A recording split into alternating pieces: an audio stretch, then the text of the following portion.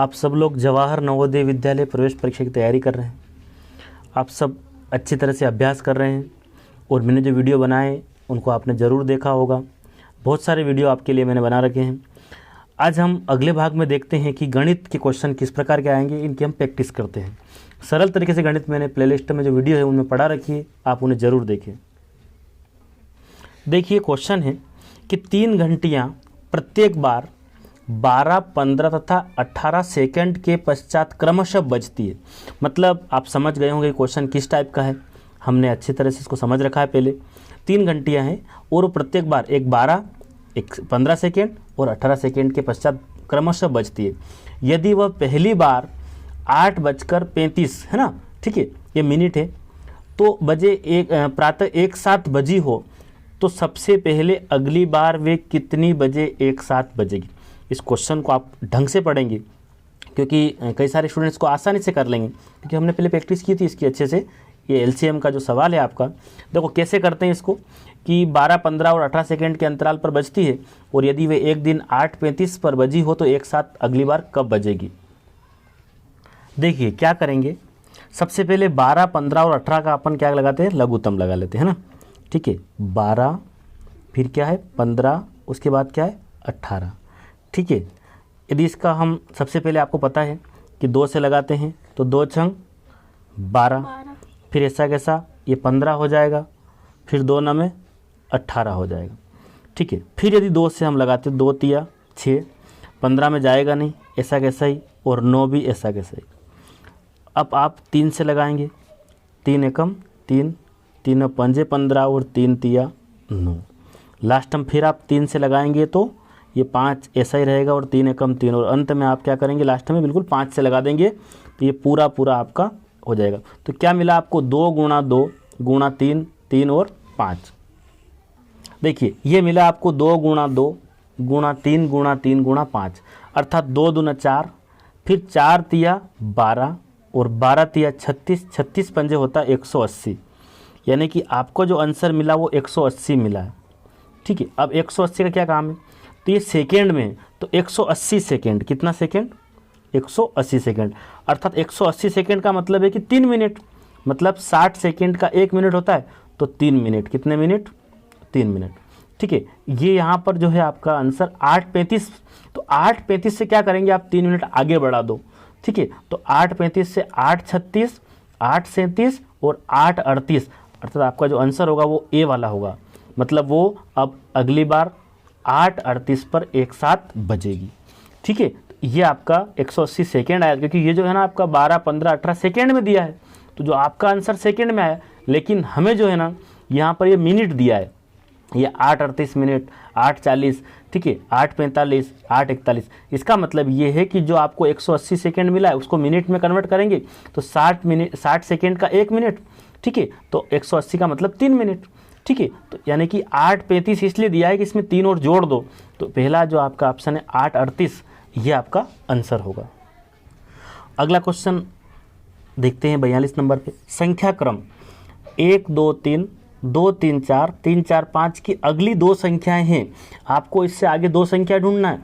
तो एक सीरीज बन रही है 1 2 3 2 3 4 3 4 5, मतलब क्या हो रहा है 1 2 3 में से 2 लिया गया, 2 3 फिर मिला 4 जोड़ दिया, अब 3 4 लिया 5 जोड़ दिया। अब क्या करेंगे आप 4 5 लेंगे और 6 जोड़ देंगे।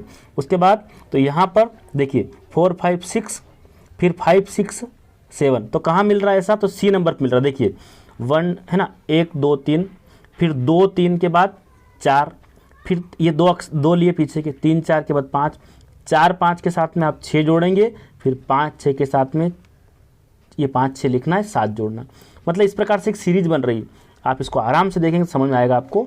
ये 1 2 3 है, फिर 2 3 4, फिर आपका 2 3 4 के बाद 3 4 5, तो यहाँ 4 5 6 और 5 6 7, मतलब सी ऑप्शन यहाँ पर आपका होगा। देखिए क्या हो रहा है कि आपका 1 के बाद 1 2 3, फिर क्या हो रहा है 2 3 4, है ना। उसके बाद फिर क्या है, तो ये 3 है ना, 3 4 5, इतना तो लिखा है, ये 1 2 3 लिखा है, फिर 2 3 4 ऐसा, तो ये वापस ले लिया। अब आप क्या करेंगे, पीछे वाले ले लेंगे, यानी कि 4 5 6, अगली बार में आपका 5 6 और 7, ये दोनों आपका आंसर होगा 5 6 7 है ना, और 4 5 6, मतलब सी ऑप्शन आपका होगा यहाँ पर। देखिए आगे क्या है, निम्न में से कौन सी संख्याएं बढ़ते क्रम में लगी है। मतलब बढ़ते क्रम का मतलब पहले छोटी संख्या, फिर उससे बड़ी संख्या, फिर उससे बड़ी संख्या। तो अभी यहाँ आपको पता नहीं चल रहा कि कौन सी संख्या छोटी है कौन सी बड़ी है, तो इसको हम सोल्व करके देखना पड़ेगा कि यहाँ पर आपके पास 0.25 है, 1/3 है, 1/2 है, तो चारों में यही डिजिट आपकी आ रही है। तो आपको बढ़ते क्रम का पता होना चाहिए, आरोही क्रम, मतलब पहले छोटी संख्या, फिर उससे बड़ी संख्या, फिर उससे बड़ी संख्या। तो हम पहले देख लेते हैं कि किस प्रकार का सेटअप है इसमें। देखिए ये आपका 1/3 है, ये 1/2 है, तो 1/3, ठीक है।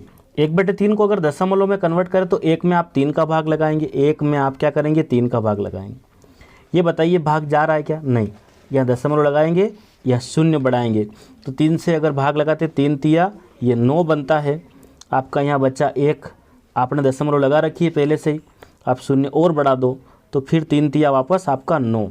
तो हर बार चलता रहेगा, मतलब इसका जो आंसर आया ना वो आया आपका 0.33, ठीक है। 0.33 तो 0.33 मान ले इसको। 1/2 को आप जानते हैं, ठीक है, फिर भी बता देता हूँ आपको मैं। 1/2 में क्या करना, देखिए 1/2 यानी कि 1 में आप 2 से भाग लगाते हैं, जाएगा नहीं, छोटी संख्या है, दशमलव लगाई, शून्य बढ़ाई, ठीक है, 2 पंजे 10, ठीक है, यह आपका चला गया। अब आपको क्या मिला, एक 0.33 है, एक 0. आपका 5 है, और एक संख्या जो आपके पास इसमें दे रखी है वो 0.25 है, ठीक, 0.25।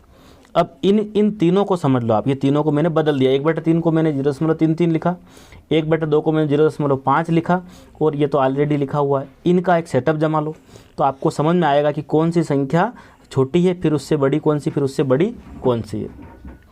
तो यहाँ पर सबसे छोटी संख्या आपकी ये है 0.25, ये सबसे छोटी है।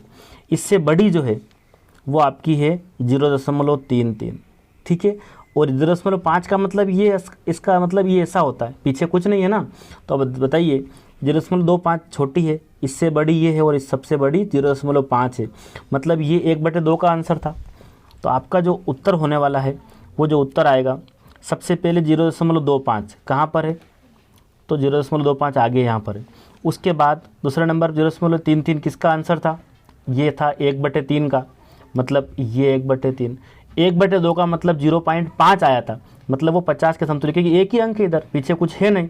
इसका मतलब है कि ये आपका कौन से क्रम में, बढ़ते क्रम में, सी उत्तर है। 0.25, फिर 0.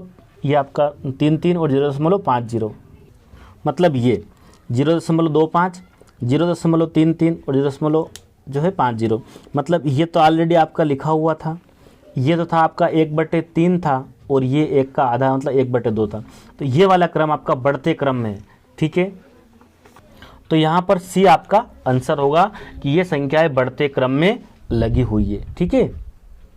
देखिए क्वेश्चन है, उस वर्ग का क्षेत्रफल जिसका परिमाप 48 मीटर है तो क्या होगा। तो आपको क्षेत्रफल निकालना है। तो वर्ग का क्षेत्रफल का फार्मूला क्या है, भुजा गुणित भुजा, ठीक है। वर्ग का क्षेत्रफल निकालना तो भुजा गुणित भुजा। तो अपने पास यहाँ पर क्या भुजा दे रखी है, नहीं, परिमाप दे रखा है। तो परिमाप का मतलब 4 भुजाओं का योग है, ठीक है। वर्ग में क्या होता है, सभी भुजाएं बराबर होती है, वर्ग में सभी भुजाएं बराबर होती है, ठीक है, उसको हम वर्ग कहते हैं। तो यहाँ पर इन सबका माप कितना 48 दिया है। तो हम क्या करेंगे कि 48 तो पूरा परिमाप है, इसमें 4 का अगर भाग लगा दें तो एक भुजा की वैल्यू आ जाएगी आपकी 4 एकम 4, 4 दूना 8, मतलब ये सभी भुजाएं कितनी है 12 की, ठीक है। तो ये 12 कितना हो जाए, टोटल 48 हो गया। तो यानी कि आपको क्षेत्रफल निकालना था, तो आप क्या करेंगे 12 गुणा 12 यानी कि 144 आपका आंसर होगा। तो आपका जो यहाँ पर है ना बी वाला ऑप्शन होगा। तो यहाँ पर 144 वर्ग मीटर ये आपका आंसर होगा। देखिए 80% को भिन्न के रूप में निम्न प्रकार से लिखा जा सकता है। तो आपको देखिए ये प्रतिशत हटा देंगे यहाँ पर, तो ये आपका 80 है, अगर ये हटा देते, हटाने का मतलब क्या है, बटे में 100, ठीक है। तो अभी आपका 80/100, 1 0 से 1 0 ये भी हट गई, तो आपका जो आंसर आया वो 8/10 क्या होगा, 8/10 यानी कि ए ऑप्शन यहाँ पर आपका होगा, ठीक है। 80% भिन्न में लिखने पर 80/100 यानी कि इसको हटा देंगे तो 1 गुणा 100 होता है वैसे ये, तो मैंने डायरेक्ट लिख दिया, मतलब ये 80 गुणा 1/100, ठीक है, ऐसा होगा। यानी कि आप 80/100 लिख देंगे डायरेक्ट और 0 से 0 हटा देंगे तो 8/10 यानी कि पहला आपका यहाँ पर आंसर होगा। इसको भिन्न में इस प्रकार से लिख सकते हैं।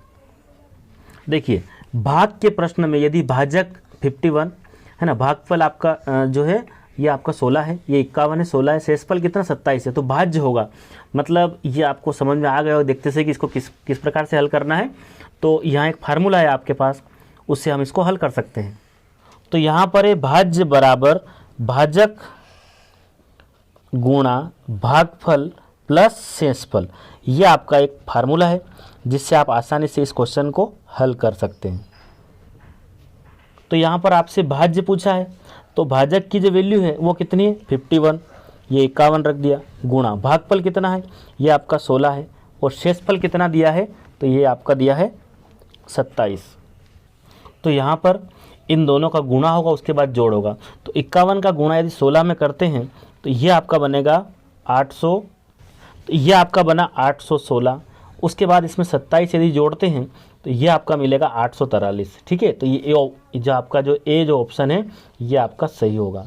ठीक है, आपको यदि याद नहीं तो भाज्य बराबर भाजक गुणा भागफल प्लस शेषफल, इससे हम किसी प्रकार का भी सवाल इस टाइप का हल कर सकते हैं। भाज्य बराबर भाजक गुणा भागफल प्लस शेषफल, है ना। तो इसमें तो ये भाज्य के आगे आपका 843, ए ऑप्शन होगा। देखिए 30 के गुणनखंड है, तो 30 के गुणनखंड कैसे पता करते हैं?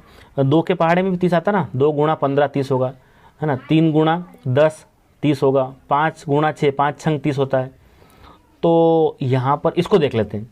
देखिए 30 एकम 30, 30 गुणा 1 भी 30 हो रहा है, 15 गुणा 2 ये भी 30 हो रहा है, 10 गुणा 3 10 तिया 30 होता है, 6 पंजे की 30 होता है, 5 छंग भी 30 हो रहा है, और आपका 3 का 10 बार बोलते हैं ना, 3 धाम 30 होता है, 2 का फिर 15 बार भी हो रहा है, 15 दूनी 30, 1 का 30 में भी हो रहा है। मतलब ये डी ऑप्शन आपको होगा, 30 के गुणनखंड ये सभी है।